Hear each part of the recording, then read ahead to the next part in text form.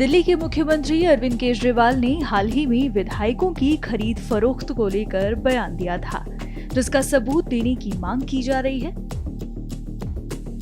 इस बीच crime branch की team CM Kejriwal को दूसरी बार नोटिस देने के लिए उनके आवास पर पहुंच गई है। वहीं आम आदमी पार्टी नेता आतिशी के घर भी क्राइम ब्रांच की टीम पहुंची है। इसको लेकर केंद्र की सत्ता पक्ष पार्टी बीजेपी के नेता अरविंद केजरीवाल और आम आदमी पार्टी को निशाने पर लिए हुए हैं। उनका क्या कहना है, सुनिए।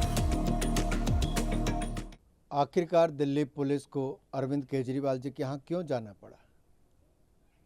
क्योंकि आरोप केजरीवाल जी ने लगाए थे कि विधायकों को खरीदने की प्रयास किया गया। आखिरकार ये हवा में ही आरोप लगे थे और इसके सबूत तो उनको देने ही चाहिए। उनके ही प्रवक्ता ने उन्होंने कहा था कि उनके पास ऑडियो भी है, सब सबूत भी हैं। तो अब देश को और पुलिस को बताने का समय आया कि क्या सबूत उनके पास है, नहीं तो एक बार फिर उनकी पोल खुलने वाली है। जैसा पूर्व में भी केजरीवाल जी ने झूठे आरोप लगाए और एक नहीं अनेक बार नेताओं से माफ़ी मांगी, अदालत में माफ़ी मांगी और उनका चेहरा बेनकाब हुआ है कि वो अपने शराब के घोटाले के भ्रष्टाचार को बचाने के लिए, उससे ध्यान भटकाने के लिए भारतीय जनता पार्टी पर झूठे आरोप लगाते हैं। ईडी 5 बार उनको सम्मन देती है, उसका सामना नहीं करती है।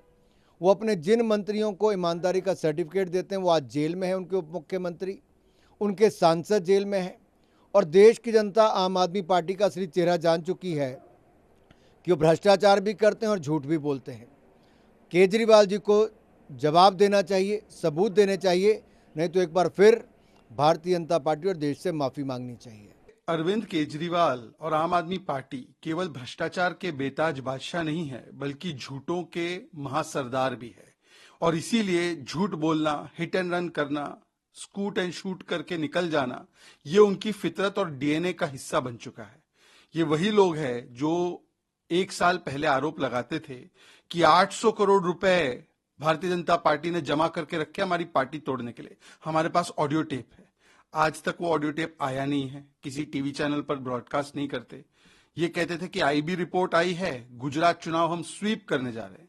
इसी प्रकार के उन्होंने कई सारे कुतर्क किए हुए हैं।